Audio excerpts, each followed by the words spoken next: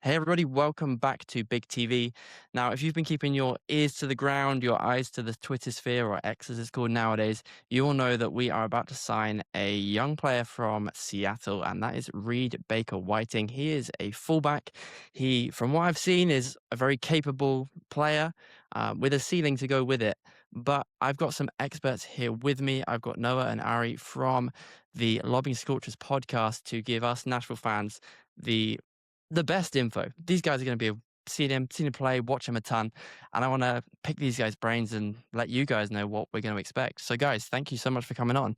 And yeah, I'd really just appreciate some insight into this guy. Like you guys, I think you guys broke the news. One of your guys broke the news on this, and I just want all the goss. Tell me what we can expect from him as a player.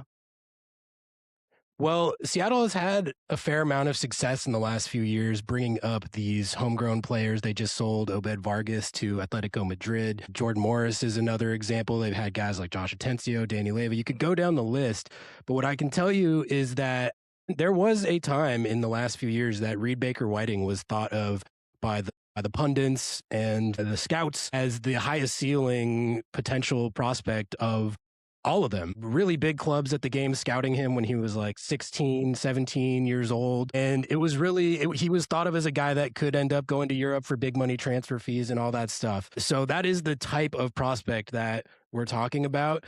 But I would say he never really fully realized that in Seattle for a multitude of reasons. He's had a few injuries. He's had a hard time breaking in on a pretty stacked depth chart. So in the minutes that he has gotten, it feels like he's never really gotten going to realize his full potential. But I mean, that potential is still there. You can see it like when they moved him around positionally a lot. But since he's moved to fullback, he's a very talented attacking fullback, a really dangerous wide player. And I think if he gets an opportunity, it's not unthinkable to me that he could realize that potential. So I think what we're rooting for is for him to get that in Nashville because it just felt like he was not going to get that in Seattle. Yeah, he was stuck behind Nuhu, who anyone in the league knows Nuhu. Yes, maybe he's a crash out, maybe he's unpredictable, but he's considered one of the best defensive players in the league, especially 1v1, and that was always a problem with Reed. In a sense, he has the defensive chops. I truly do believe that he can be an incredible fullback, but the coaching staff was always just not as confident in that. So obviously getting forward, he is got his eyes forward a lot of the time in that position, which I think does play really well in Nashville's setup, which I'm excited, just as Ari is, to see him flourish there. I know he's going to have to earn his minutes, but I think it's a way better and clearer path to a starting position in Nashville than it ever was in Seattle. And like Ari said, we had clubs like Manchester City coming to Sounders matches to scout Reed Baker Whiting. He has consistently been a player who on the international stage has been looked at, has been a youth national team player. He played against Atletico Madrid in the Club World Cup and looked awesome. He looked really good. There were obviously times where he made mistakes, but that comes with a player who is getting like 1,000 minutes, under 1,000 minutes every season. So I have always been very high on him as a player. He just wasn't making the right waves, I guess, in training.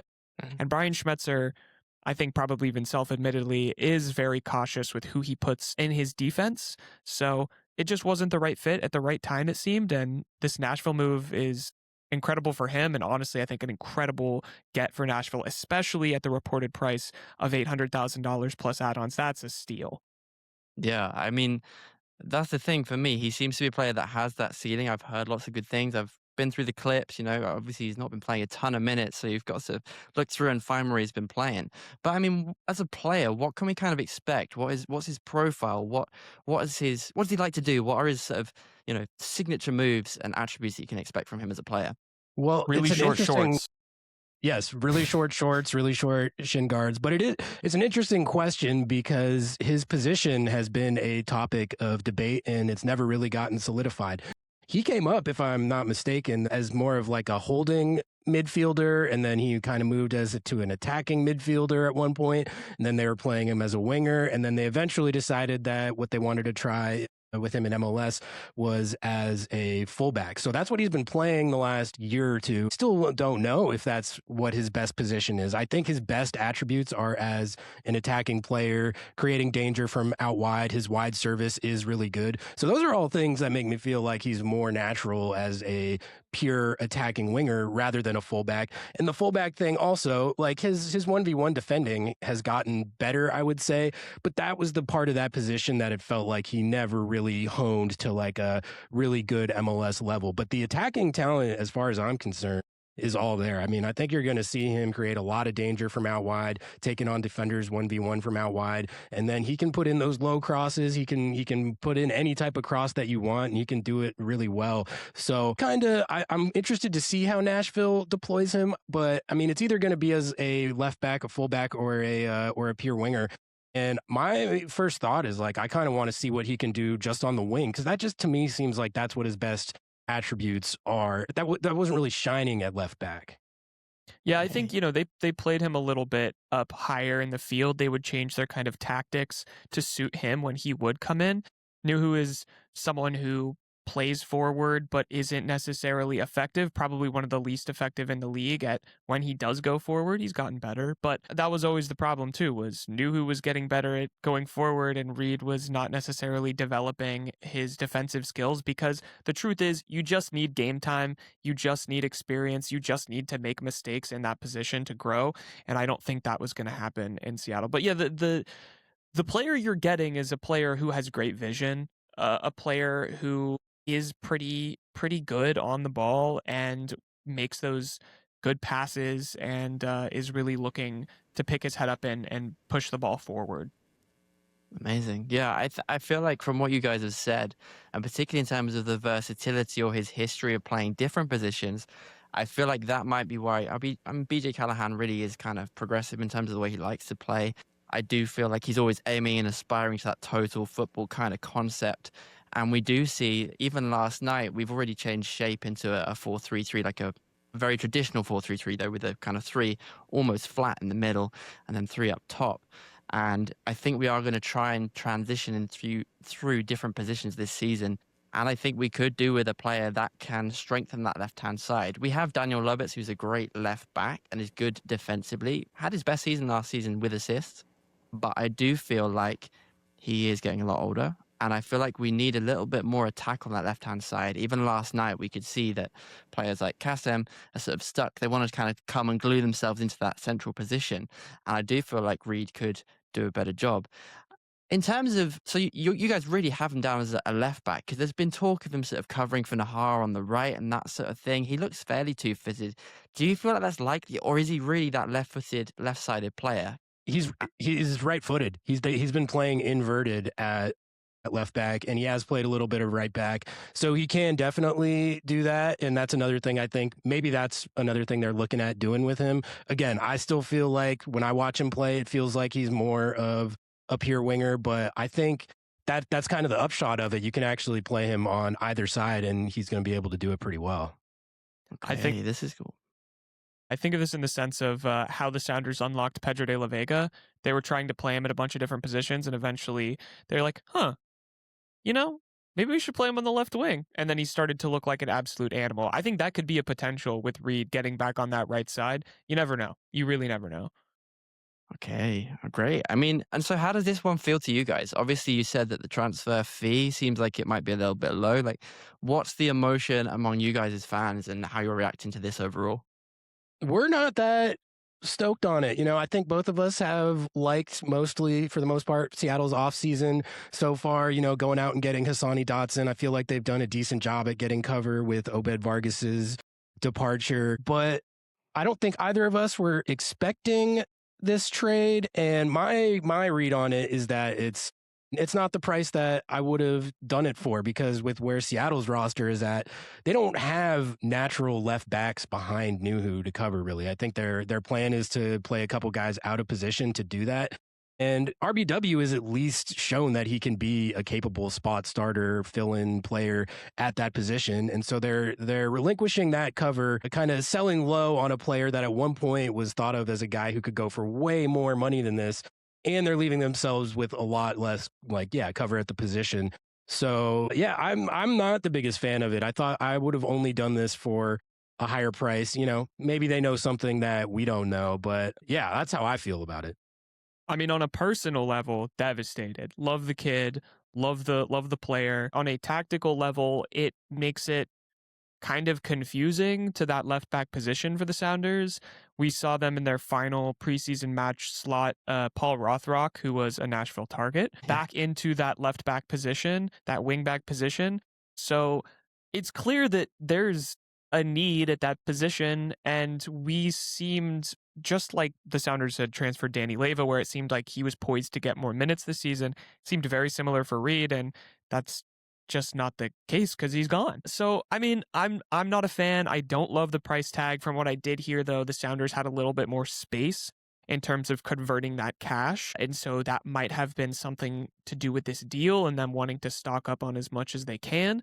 But I really don't know. I think this is going to be one where we find out more details later down the line, and then we can make a way better judgment call. But on the surface level, I hate it. I hate it. You're getting a great player.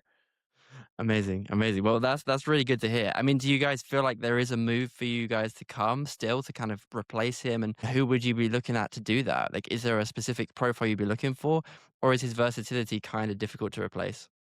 I know they're going to be bringing up some more prospects, some more Sounders Academy Tacoma Defiance guys into the club. That always happens, especially later into this kind of off season, start of the season. But I don't really know.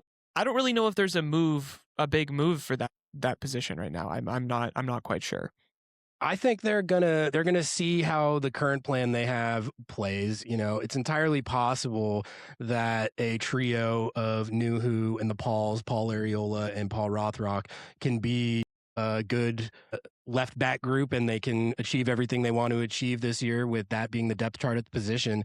But if they look at how it plays and it turns out that it's not working behind Nuhu, then I think they're going to take it from there, and they probably will have to target more depth, at least at that position, whether that's like an MLS veteran or, you know, going out on the global market. But it's definitely, they are going into the season kind of with a question marks with their depth at that position now. Like, there's no doubt about it. And in terms of your expectations now, season going ahead, where do you think you're going to be landing? Fourth, fifth, that's where we always are. I mean, that's just kind of a classic in the West. And then contending at some point. I mean, we talked on Soccer Wise about this. I think both of us think that there's a possibility to win a trophy. I said MLS Cup. Ari, I think you said Leagues Cup.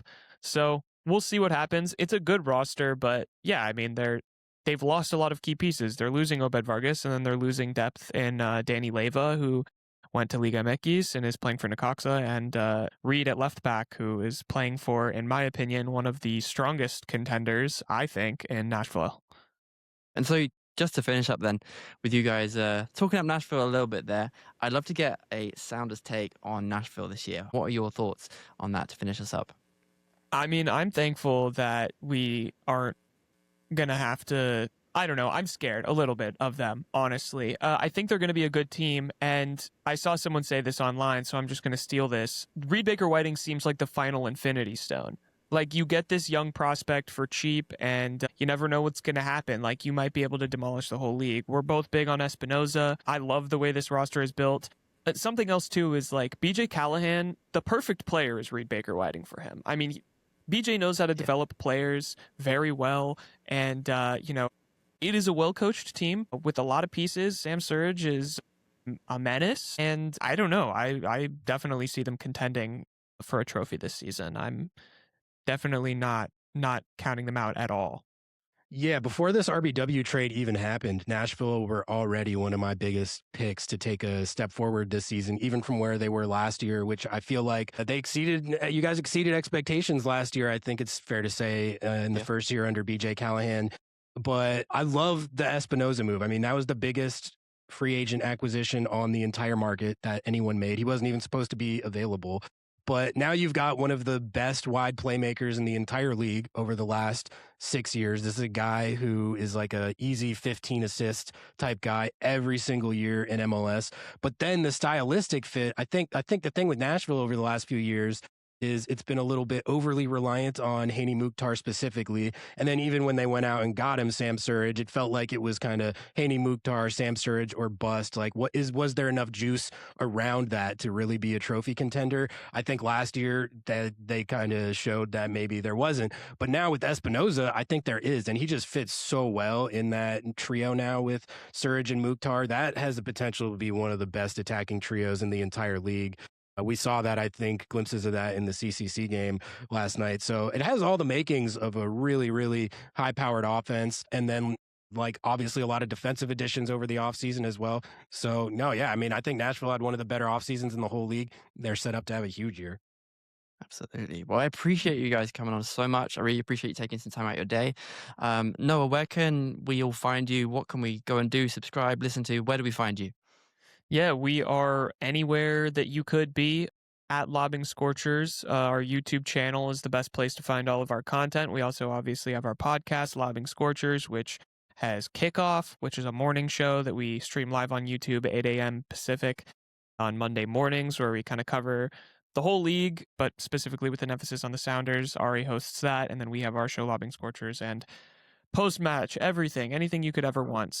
Just search up Lobbing Scorchers and you'll find us. And we are a part of the Sounder at Heart podcast network. So if you are interested in supporting independent soccer journalism, you can go to sounderatheart.com and check them out.